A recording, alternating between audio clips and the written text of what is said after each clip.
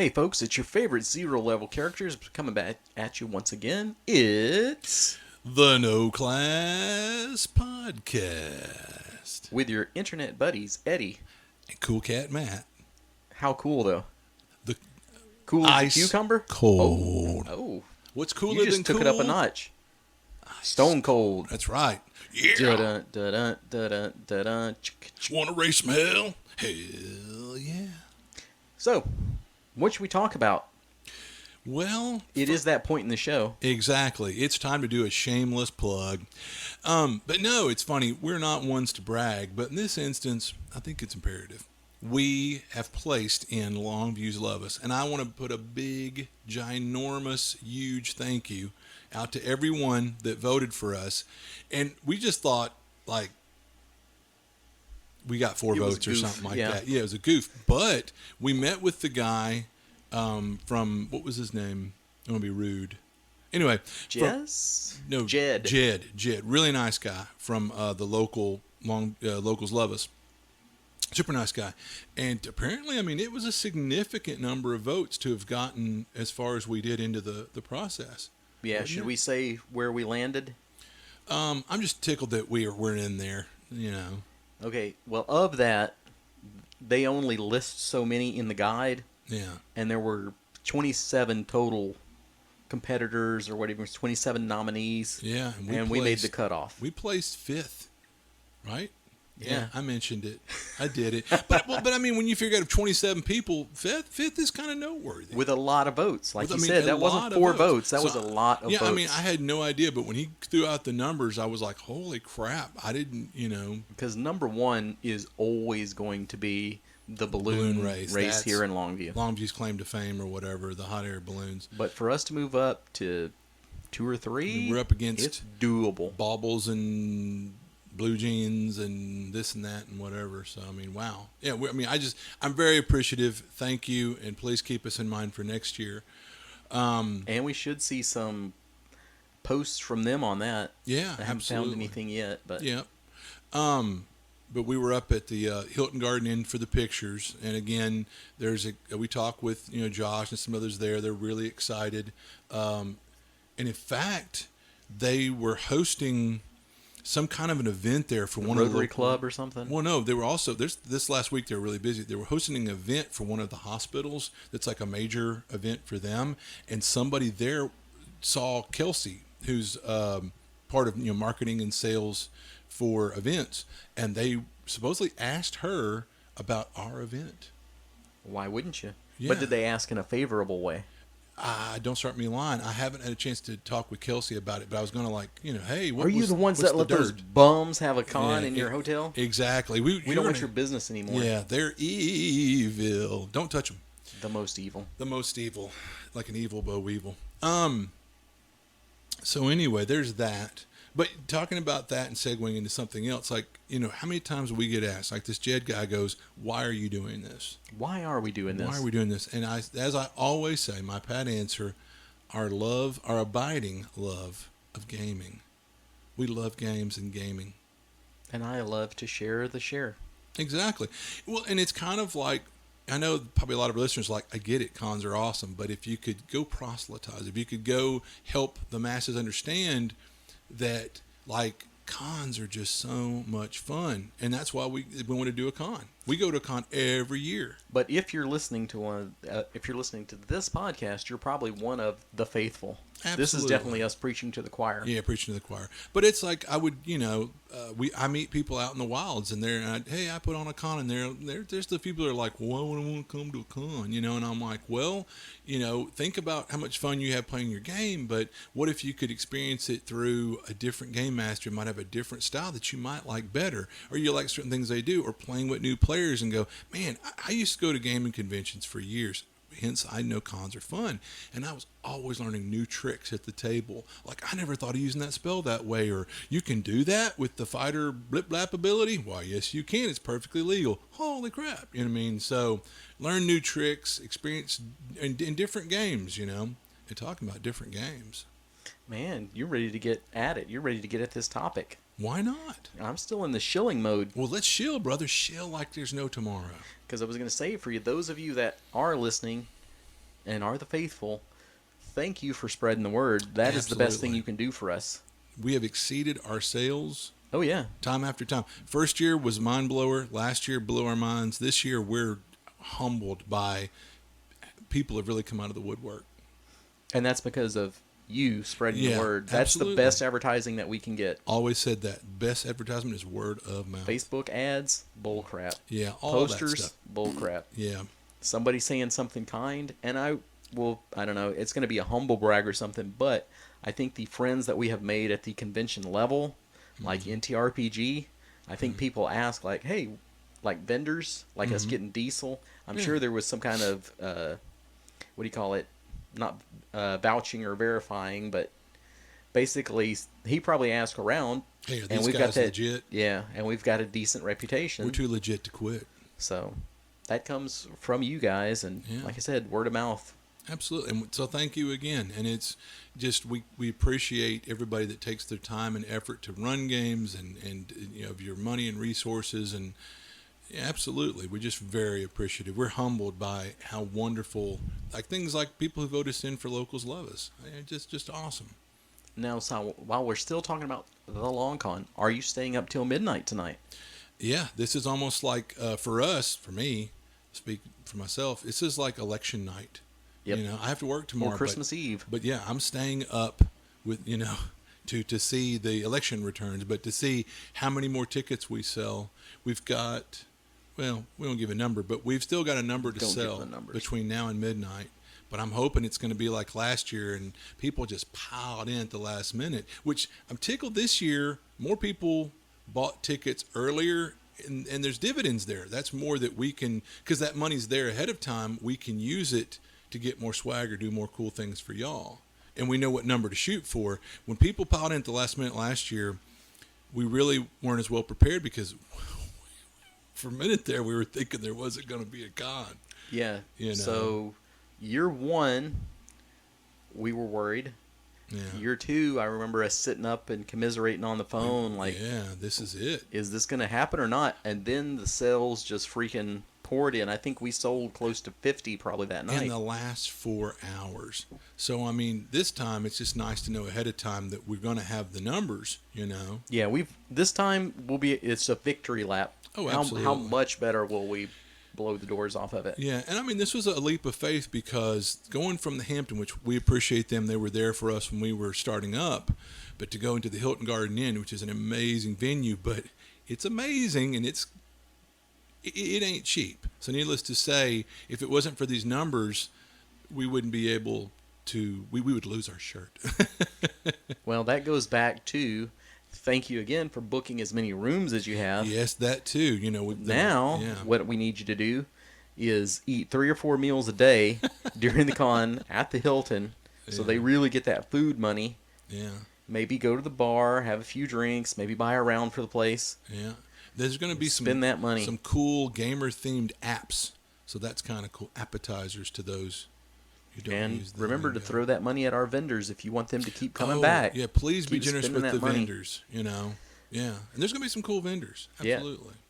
Well, I don't want to say who are you most looking forward to because that would be wrong. I don't want to hurt anybody's feelings. But what are some that you are really excited about? Because I would say we've got Etten Games for the first time this year. Basically, Really excited. I was going to say, get out of my mind. I'm really excited about having Etten. Absolutely. They've got a lot. They have a really interesting mix of stuff when they're at NTRPG, and I always find something at that booth to buy, whether I want to or not. Every year at NTRPG, if I go to one booth, it's going to be our buddy Ben Burns, but definitely, and our old buddy Bill Barsh. But definitely Donahue is in the mix, or Etten Games, because he's always got such an eclectic mix of stuff, and there's just always something cool at that booth. That's what I think we've been missing the most. Yeah. Is just more of the old school Yeah, stuff. and I'm old school, man. Because we're not an old school con, but we're an But- everything con as far as Yeah. RPG goes. Right. If you're old school, come on out. If you're Yeah. new school, come on out. Which we've got some first edition, second edition D&D, and it's being well received. So, you know. Yeah, I think it's already, some of those games have already sold out. Oh, I don't doubt it, man. Locked up. But so we've got Etten Games. They'll be bringing some of the old school stuff. We've got Diesel bringing his old school self, Absolutely. I think he's going to have some artwork. I know he's got some which they're statuettes. beautiful. Yeah, they're gorgeous. I mean, the man's an artist, and we're just really honored that he would grace our And little he's a movie con. star. Absolutely, yeah. He was in that Eye of the Beholder that we just watched, which was really cool. If you get a chance to watch that, it's on Amazon. Yeah, Amazon streaming for free. Yeah. Well, if you have Prime, right, or is it just free? But yeah. who doesn't have Prime in this day and age, right? Weirdos. All of our 15 listeners, they have it. I'm sure. Right, Robert? Right, James? Right, Right, James? Ron? Yeah. It's like we're right there combing your hair. Cooking you breakfast. Uh-oh. That is another alert from the Shut Up Matt alarm. Now, that's our special guest, a new member of the Long Con family, of the, I don't know, the Nameless Game Club family, whatever you want to say. It's another tool in our gambling belt. That is the sound of Matt's character being completed on the new EPAX 3D printer. It's a resin printer. Ooh la la. So I should be getting some really good detail out of that. Good. And I've printed it this time instead of just standard on the base, kind of hanging upside down like a bat. Mm-hmm. This time I printed it with a bunch of supports, so it's almost like in a webbing. Oh my. So we shall see after this podcast how well his mini has come out. But I Shaka. expect great things. Shugga Blacktooth. Yeah, from our orc group, our all orc group. Half orc group, but yeah. Half orc bard who plays the bagpipes. I like that. All right. So are we ready for is it our segue, or are we still shilling? We're still shilling We're stuff. shilling. Thrilling and shilling. Yeah, we've got to do at least 20 minutes of shilling. And if any of you want to skip ahead, go ahead. 20 minutes in. Yeah, That's sure. us in the 30-minute show. Yeah. The other thing we want to mention real quick is the Long Con Spring. Oh, yeah. Absolutely. What about it? Nothing. Long Con Green or whatever. But Long Con Prime, Long Con Red, the OG, The OG. is wrapping up today. Yeah. So what does that mean? That means we can stop worrying about that and start worrying about spring. Yeah, exactly. What's that going to make? Is anybody coming to the spring? Does anybody Develop love that us? spring ulcer. Yay. So we're doing it again, end of April. Badges on sale right now for an early bird price of like $20. That's a bargain. Jump a whole on weekend it. of gaming? Yeah, and Holy this time we're adding board games. Well, no one will be bored at this con. Oh. So tell your board game nerd friends Yeah. to come out. Yeah. Board games, role-playing games, Shangri-La of gaming. So with all the added gaming, I've been having to pick up a few more board games myself. Mm-hmm. I've been doing demos over at Geek World. Right on. About, 2 weeks ago, I did Ultimate Werewolf. Really Ultimate. fun game. Yeah. It's trying to figure out the difference between the villagers and the werewolves. Who is who? Who's the secret werewolf? Yeah. And you had quite a few people in that game. yeah, 10, 12. Yeah, And that one gets good the bigger it gets. Yeah, the bigger it gets. The So better. that's another reason to come out and do your board games, because there are some games you just aren't as good, or I think that one you've got to have a minimum of 5 to play it. Yeah, which is kind of asking for something. Yeah. So yeah, figure like if you ever played Werewolf and like, it was fun. Imagine if you had like 20 people to play. That'd probably be phenomenal. And this Sunday, I'm going to go do a game demo at Geek World again. Cool. For the game Telestrations. Yeah, which the weird name, but it sounds like fun. I've read the description. It looks like it'd be fun. That's one you're going to want to borrow. Yeah. I could see you guys definitely getting together and playing that. It looks like fun. It's sort of a combination of the telephone game Mm-hmm. and Pictionary. Ah, and see, I love both of those. So here's my story for that. I got the art, or my word was milkshake. The password is milkshake. So I draw a cow, Mm-hmm. and Someone having a seizure. I draw a person, 2 people shaking hands. Okay. My wife guesses. Come on now. And keep in mind, this Shaken cow syndrome. No. Get ready to turn down your listening device, dear listener, because I think you're going to get a guffaw out of Matt. The word she guesses is, because this is a word you use every day in your normal life, utter handshake. An utter handshake. That's what every cow wants, is an utter handshake. So there you go. Oh man, Fun was had. I've actually got John to play it with us a few Oh times. wow, cool. So that's a big accomplishment right there. My buddy. And yeah, we've had some interesting ones. Teacher's Pet, that wasn't too bad. Mm-hmm. Capitol Hill. Okay. I'm trying to think. Oh, the hardest one though I think that I've seen is an orange peel. Yeah, trying to get peel or orange. I mean, other than orange, just what's orange? I mean, yeah. Wow. Because you is there certain things that are verboten? I mean, you can't. You can't use letters or numbers, Oh. so you can't write like, "Hey, this is an orange." Yeah. I mean, you have to draw. Well, you draw a picture of an You orange, have to right? draw it, yeah. And- But think about drawing a picture of an orange. Yeah. I mean, Oh, and you get a minute to do this. an orange It's just on looks a like timer. a ball if you can't kind of make that navely looking part on it. You So know? John on that one guessed an eye with some hair. That's It was awesome. pretty good. Yeah, we had a fun good. time with that one. Sounds like fun. Well, yeah, shit. Now I'm wanting to check that out. So who knows? So yeah, come on out, play that really complex game that you can't get anybody else to spend 8 hours playing with you, or that you can't play with your friends because it screws them over too hard. Yeah. Or just come out and play some of those party games for a few minutes while you're killing time between games. Your game wraps up early. Walk over to the board games and play something. You know, there's one that I bought a while back called Chameleon that I'm kind of interested in. So, you know, who knows? I might bring that out to Geek World and see if anyone wants to play it. It sounds like kind of one of those who's the whatever kind of game, you know. I'm sure there's a whole Oh man, there's a name ton for of it. those. Yeah, the genre of deciphering. Which one of you is Yeah, the whatever. But anyway, who's the traitor? right? Who's the chameleon or something? And we've gotten a lot of good board game support. And one of these days, I will have to make up my list of all the people that have sent us product and shill away for them too. Give 'em a But they've big definitely thank you. earned it. People are sending me boxes of games. Which is really cool. Like, you know, however you pronounce that company. Exactly. Yeah, we'll want to know what the proper pronunciation is.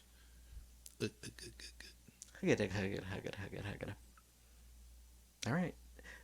Now, something you mentioned before was talking about our games that we've played locally. People love to hear us talk about our games. It's the only thing better than having somebody sit you down and talk to you about their character for about 2 hours. Mm-hmm. So what's going on in our local games? Do you want to talk about the post-apocalyptic game you're running? Yeah, sure. Why not? Why wouldn't he? So, the post-apocalyptic game I've been wanting to run for literally years, but it was kind of like finding the right time and the right group, and kind of being prepared enough that I'd be ready to run it. And so, one of those things is, you know, MCC is kind of cool. There's parts of it I like, parts of it I'm not crazy about. And then there's the American, you know, wastelands, like the American Survival Guide and the Crawling Under a Broken Moon. There's stuff about that I like. And so I decided to kind of just do a hodgepodge by allowing like character classes from, because it's DCC is the engine, as I call it. You could cull in all these different classes. I'm basically allowing classes from practically any DCC game. So we've got like a gambler from Dark Trails, and then like for a while there we had like a rogue from DCC. Now we've got a wasteland warrior from American, you know, Survival, and we've got the alchemist from Hubris, but we're calling it a chemist, you know. So yeah, I mean, yeah, it's just kind of all over the place as far as classes. But the great thing is, because they share game mechanics, it works just fine. Okay, so you just ran A Fallen Star for All? Is that what it is? Which is an MCC adventure. But I just tried to like go in and the part where it says like hard air and there's a counter with jewels. Now they're glowing buttons. I mean, so I say glowing buttons, or there's a TV screen, because in American Wastelands, it's not that far detached that you don't know what a computer or TV screen is or what buttons are. So, But I think you ran it over 3 sessions. it took a few sessions to run it. Do you think that the group was really dragging? Or there's just that much material? Or Now, the good thing about now, like I went back and tried to convert over some old Game World adventures, and sweet baby Jesus, I could see where those would take. I could tie up months running some of those, which is good. I mean, you're getting bang for your buck back in the day, but nowadays things are more bite-sized, which is probably better for today's gamer and their mentality or whatever. And so this is something that if the group had been a little more focused, like if it'd been a con game, I would have probably been doing more steering and a little bit of nose grabbing to lead them by their nose. Because sometimes you have to do that to steer people back on. But when it's a home game, if I can get 3, 4, 5 sessions out of adventure, I'm not upset. I say this is for your fun. I'm the moderator. I'm just the disembodied voice over here. I just sit back and wait for the players to kind of give me direction. So the reason I'm asking that is because, as you may or may not know, Matt Couch is going to be running it at LongCon. He's going to run that Fallen Star for All. I liked the adventure. I I really liked enjoyed it. it. I think the players enjoyed it. I think it's a good adventure, and it's really kind of a shame because it's one that I wish I could have played it before I ran it. You know what I mean? Yep. But oh well. But no, it was Do you think good. it'll fit in a 4-hour slot? Once again, there might have to be a little bit of steering, and a little bit of. Cut some stuff down. Sometimes you have to grab players by the nose and kind of steer them. Because with the home game, people get into cutting up and laughing and kind of go off on a tangent and whatnot. I don't care. I mean, I'm having fun. If you're having fun, oh well, Well, one of the adventures, here's me kind of bragging on myself or whatever you want to call it, but we started to play a DCC campaign back in the day, and I wrote an adventure called Caverns of the Dead God. And originally it was just kind of how I will write and run games. It's a lot of bullet points, and it was about like literally 2 pages front and back, like it's 4 pages when I first wrote it. And running it over and over again, I added little bits and fleshed it out. And eventually when I decided I wanted to make it kind of a little more ooh la la, like I added some artwork and I wrote detail out or whatever. And eventually it swelled to be about 18 pages, which is about like a lot of modules you'll buy nowadays. But I mean, but going back to the whole thing about being 4 pages, the players, you were there, took 3 sessions to get through 4 pages of content. But I'm not upset about it. I mean, I think, wow, talk about bang for your buck. Exactly. So whatever. All right. Well, let's talk about another one. Let's talk about the Isle of Dread. Since you went on a vicious murder streak. Absolutely. But I think everybody had fun, Well, other than maybe Bradley, but I still think maybe he had fun. So we're at our local game club, which meets every other Thursday at the Hampton. The Nameless of Longview. The Nameless of Longview. A game club that we originally kind of got going, but, we've kind of stepped back, so to speak. And thank you, Laura Lynn, you're awesome. We originally decided, to kind of break away from Adventures League for whatever reasons. And Eddie was gracious enough to run initially the hardbound Borderlands, which is like what's called Into the Borderlands or whatever. Eddie did a phenomenal job. We had a lot of fun. Our players basically treated it like an MMO, and we're just grinding in the woods for a while. And I'm like, can we get to the caverns? But anyway, we had fun with that. So eventually it was my turn, and I picked up Isle of Dread, and I've been running that. And it's been fun, but still it's been kind of like a lot of grinding out in the woods on the island. And Eddie's idea was to have 2 tables playing the same adventure at the same time. And the other table is kind of getting ahead of our table for whatever reason, on content. But as long as the players are having fun, and leveling, I think, oh well, But this last session, I rolled on the random encounter, and they rolled random encounters twice. I'm almost kind of wanting to disregard random encounters for a while because that might be part of the problem. But the players rolled 1s and 2s, which per the rules they kind of set out in there, random encounter. And so it was a Trent. Well, I sort of asked the players, I'm like, oh, so when you sit down camp for the night, what are you doing? And, well, are you going to have a fire? Are you warming your food? Oh, yeah, sure. Now, I've never said this before I asked this. Talk about just playing into my hands. Oh, yeah. So, of course, the next day, the Trent that had observed them, burning firewood and cutting down wood or whatever, it attacks. Well, unfortunately, it says in the 5th edition Monster Manual, until the Trent moves, it is indiscernible from a normal tree in any way, shape, or form. So the players were right in its midst, and it animated 2 other trees and proceeded to pound. It knocked the wizard down before he even got to act, and he was pretty bent out of shape about that. And then the rogue archer slips off into the woods to hide, as he should, to get his sneak attacks or whatever, leaving. Anyway, so the player's ranger got smoked by a T-Rex. By a T-Rex. You left earlier. this out. I left that part. Of course I did. But yeah, a T-Rex basically bit him in half because it critted. and just killed him outright. And what a great night. Our party's cleric has just recently decided he won't be able to make it to the game club anymore. So they were like, I was like, well, y'all going to press on Sans cleric? We'll be fine. It was no different. It really wasn't. There was no less healing spells given out that There was night. no less buffs or heals than would be normal, yeah. And then, unfortunately, the Ranger, great guy, played by Bradley Hammers, just a super guy. Who does the theme song? Yeah, he does our theme song. Thank you again, Bradley.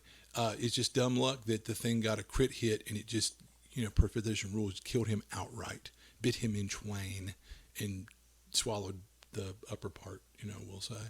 So anyway, there was that, and they narrowly defeated the T-Rex, pressing on, like I said, the Treant attack, put them through their paces. But anyway, and so between those two and random encounters, it was a good night of fear. Yeah, it was. Yeah, I had them sweating bullets, but hopefully Bradley will show up again with some cool new character. And I guess I'm going to roll into a cleric. Yeah, the party needs a viable cleric. Yep. But think about our luck in 5th edition. Other than Leela, when if we had someone play a genuine Horace Flamebeard? Again, I say, who has played a real cleric? I mean, as in like a healing cleric, a buffing and healing cleric. Even though, like, I'll play a life cleric, where you're playing life. Of course, you're going to be a healer buffer. No, not really. You'll be fine. Let them get you to 0 hit points. About that time, the monster rips out the person's heart. What? It's like, yeah, you can't wait till someone's down to heal them. Well, you get those 3 saves. No, because if they hit you while you're down, or there's an area effect or something, you instantly, boom, boom, automatically failed. You can't live life that way playing a cleric. You got to be proactive, But anyway, that's a whole nother podcast. Yeah. Yeah. So anywho, yeah, it was a tough night for the players, but very rewarding experience-wise. And they actually got quite a bit of coin loot. No magic items were had, but lots of coin loot. Now, where exactly on the Isle of Dread are we going to spend all this money? Exactly. So you're lugging around probably like 100 pounds or a couple 100 pounds worth of coins. For no practical reason. Absolutely. But luckily, y'all have a bag of holding, right? Do we?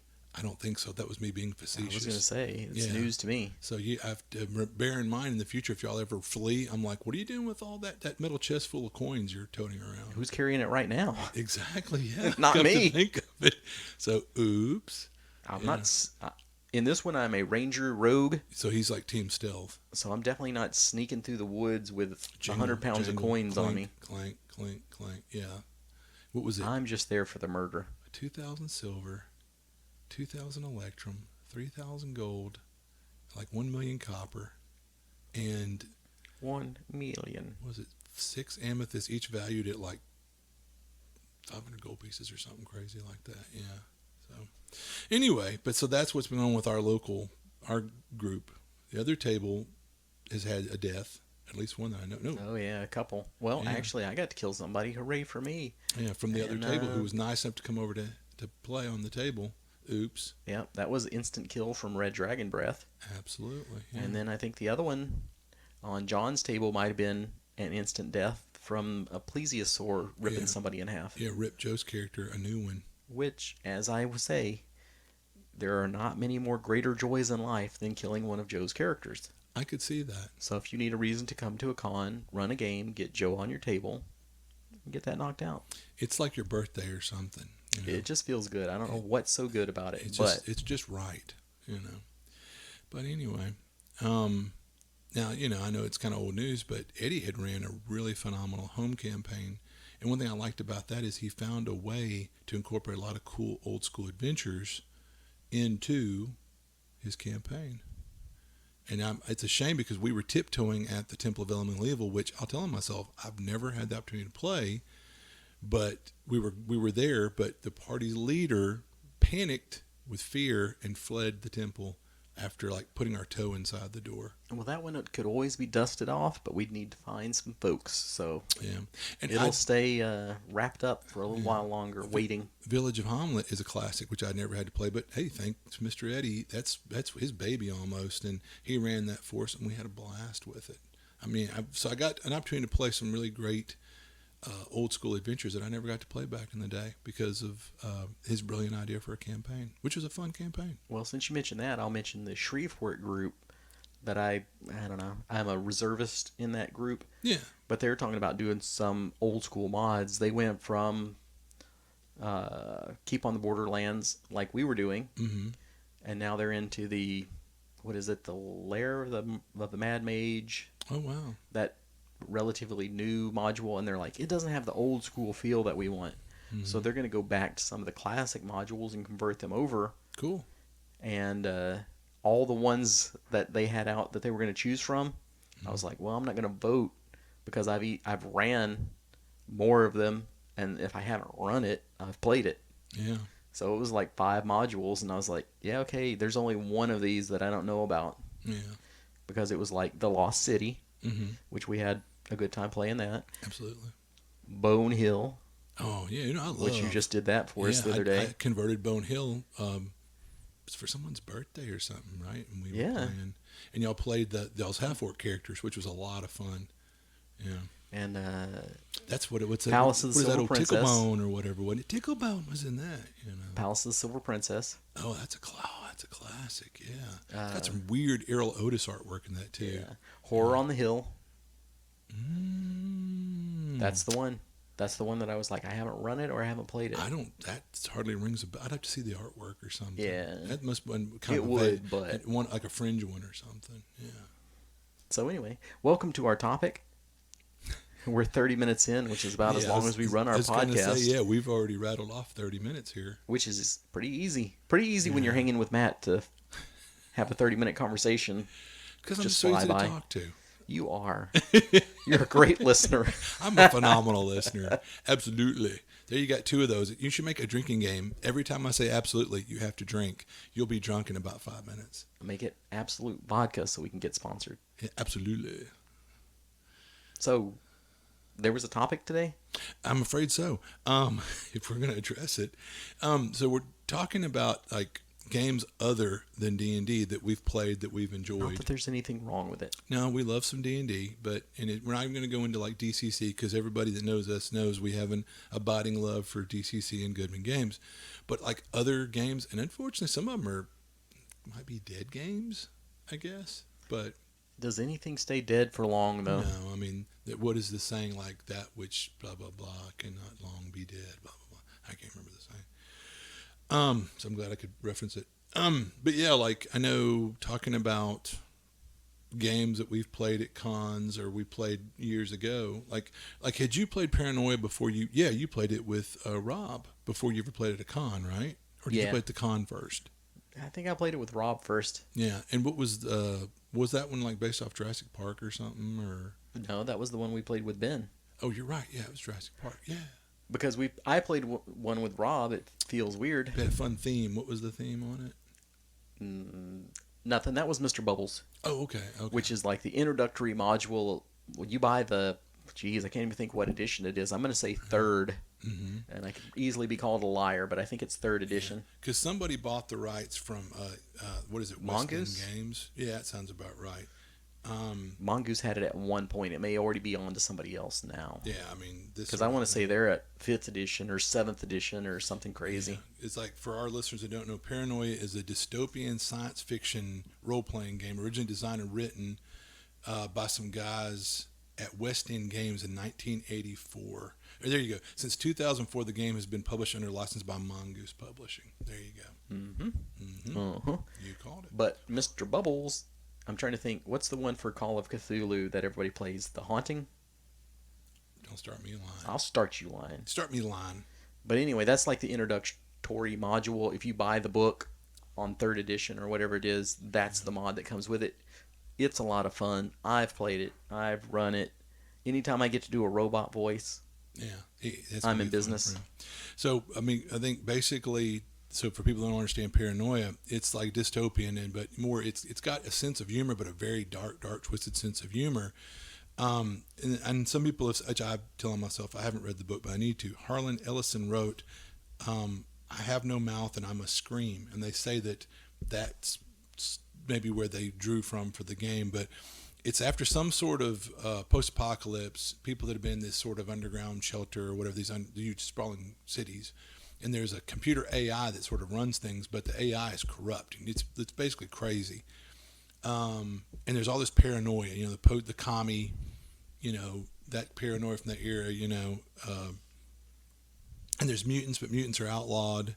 And some of the players are mutants, and there's clones. And so if you die, it's not a big deal because in comes your next clone. And which is typically 6. Yeah.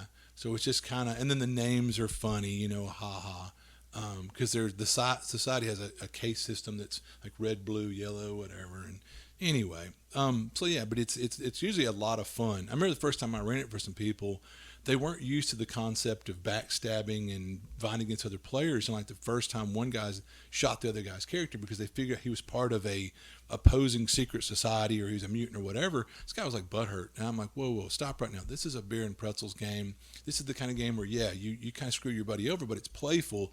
Don't get butthurt about it. If you're living right, you're going to burn through all of your clones.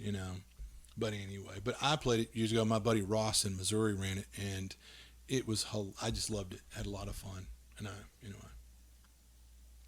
And Rob ran us through one. Did you ever get to play it with Rob? No, I didn't. There's a lot of stuff you do with Rob I never got to be involved with. That's right. But anyway, back to this. He ran us one that was based on the Heart of Darkness, or what's the movie Apocalypse Now? The horror. Yeah. So that was pretty fun because you didn't even realize you were playing through that until you get to the very end, till you're in the Heart of Darkness sort of thing, and you're like, oh. Cool. Then we did the one with Ben Burns, which was kind of Jurassic Park. Yeah, that was one of our first NTRPGs. It was a lot of fun. Yeah. Yeah, and that's when you started to kind of develop a friendship with Ben, which we've come to regret. Yeah, of course. It has cost me a lot of money in Kickstarters. Yeah, you're his Kickstarter buddy. I tell you what. You can call it that. You know it. I thought that was a nice way to put it. And then you're talking about, once again, Ben, Call of Cthulhu. That's a game that James Ward. Yeah, James Ward runs a phenomenal COC game, and he runs that a lot. Ben Burns. We played with him at NTRPG again. It was me, you, Gary, and TJ. And man, that was just that. It was so amazing. And I'll tell the story. It was so phenomenal. Well, then I came back later and said, "Hey, man, I want to run COC. Which adventure is that?" And he tells me, "Oh, it's the basic one out of the back of the book." And I'm like, "You're kidding Which I me." think is like The Haunting Yeah. or whatever. And I said, "Okay." So I started reading. I went, "Whoa, no." I reach out and I'm like, "Ben, no, this is nothing like the thing you ran. That was phenomenal." He goes, "Oh, well, man, yeah, I embellished some parts and fleshed things out. No, the part just says the players do a ritual. I found some Latin online that I printed out for the players to chant. Remember, I'd turn the lights down in that one conference room and I had kind of low spooky music playing. So, I mean, those effects like dimming the lights, having the weird music in the background kind of low, and having us actual chant some Latin.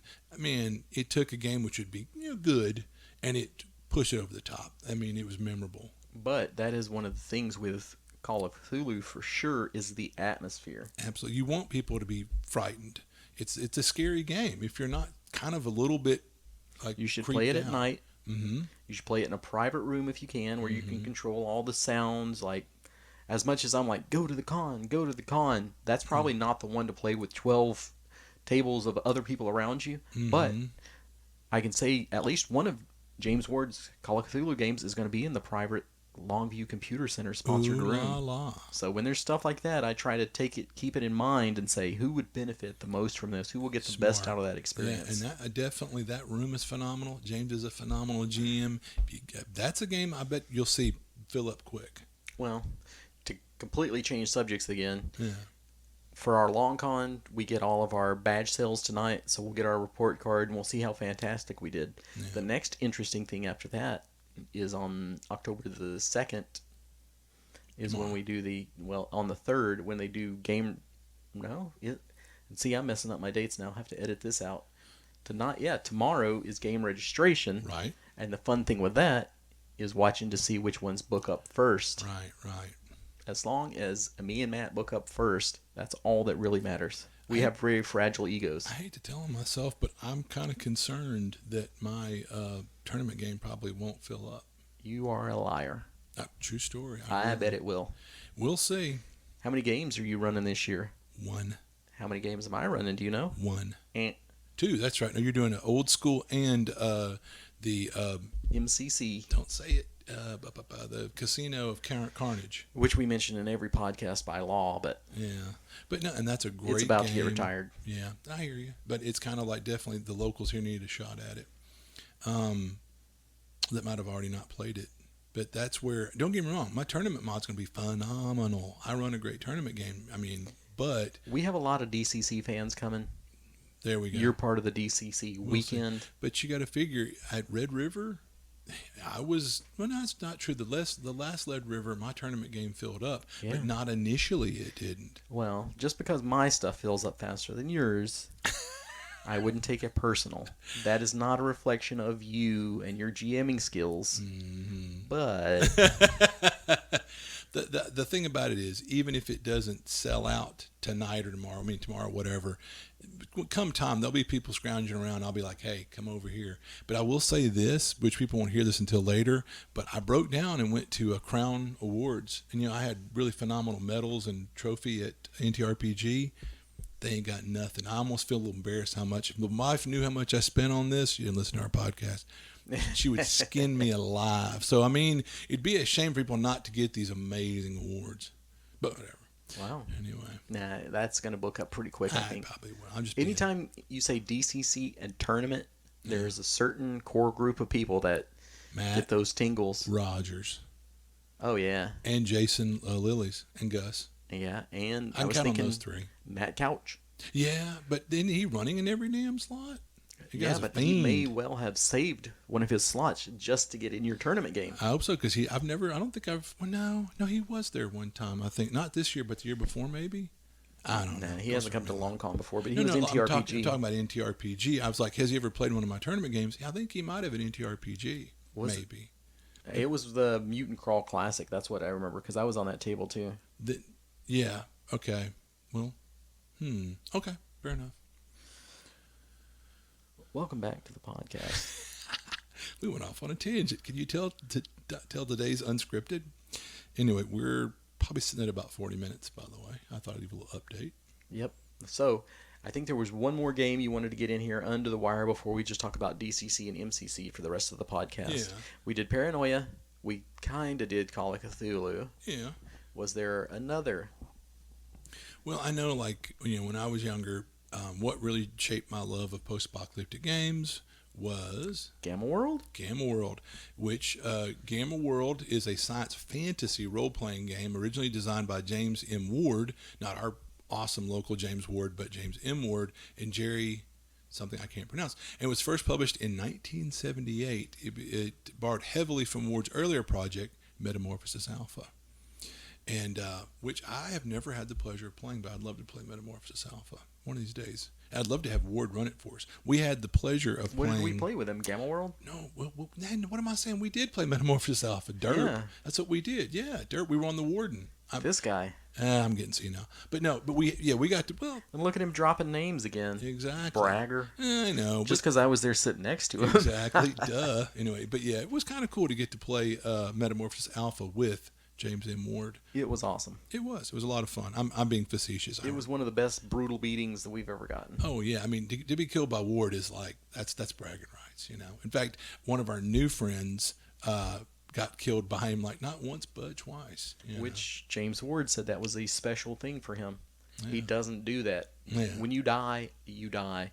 But since we had driven, 16 hours that one way. But that was 30 hours with all the back and forth and hoop-de-doops that we did. He made a special provision just for us that if you died, you could come back as a kind of a robot player. But once you got that one killed, you were done. Now, something that in all the years I'd owned it, I had friends that owned it, but we never ever got to play Boot Hill. And Boot Hill is the Wild West game from TSR, the people that originally did D&D. Boot Hill was a Western-themed role-playing game designed by Brian Bloom, Gary Gygax, and Don Kay, and first published in 1975. That was their third game they ever published, was Boot Hill. And we luckily got to play that a couple years ago with Ryan Beam at NTRPG, which Ryan is a great guy, and in fact that whole bunch is great out of West Texas. And we had so much fun. And I'll props to TJ because all his per characters his idiom that Ryan's like, are all the right, same no one character. playing Indian. TJ insisted on playing an Indian. all his characters are the same character. Yeah, and then basically, hilariously enough, his flying pony, his Indian, like watching the very first bar. And They're Ryan, all insane. Yeah, and Ryan figured, let me underline why you don't play an Indian. So right away the guy goes, get out of here, redskin or whatever. And so TJ whips out his big old Bowie knife and goes, ah, yeah, yeah, yeah. And he jumps over the counter and scalps the guy. And everybody in the bar, of course, goes, that's our old local friend Jim, the bar. They whip out their pistols, so he's with us, so we shouldn't have, but we pull out our pistols and we blaze away and blow them all away. So Ryan had this whole elaborate, wonderful adventure, and we pooped all over it. Next thing you know, we spent the next 3 hours being on the lam from the law and played out the posse chasing us and all the craziness that ensued. So we went off the rails completely. Which I have thought about doing that because that, again, is another great convention game. Yeah. You don't want to play Boot Hill. The campaign. Yeah. But it was a lot of fun. But now I wouldn't run that because I would run Dark Trails, baby. Yeah, I was gonna Wild say, West flavor, DCC it's spine. Weird West. Because that's me. The Wild West is cool, Sexy. but give me some Weird West, absolutely. And David Beatty's going to be at the con this year. Are you advertising during my podcast again? I am. Jeez, Just to underline people. that David Beatty will be there running his game, his baby, Dark Trails. I apologize for all Matt's advertising in this podcast. And James Watson's running some too, and it's themed. Which he's another one of the DCC cool cats that'll be on your tournament game, I'm sure. He's awesome. His adventure is themed out of Jefferson, so it's kind of like a local. That's kind of cool that it's based in East Texas. So I think. So maybe after David Beatty comes through here, he'll write one based on Longview, Texas. Now that would be cool because Longview's got an interesting history. Haunted history. One more thing, and then I'll leave it alone. Oh, and one more thing. Go ahead. Oh, no, that's you. Go ahead. So you got to figure we've covered a lot of bases. Okay, so well, Matt, did you ever play any sci-fi games? Matt, did you ever play any sci-fi games? As it would happen, because look who got me into games, Gary Hopkins, big sci-fi guy.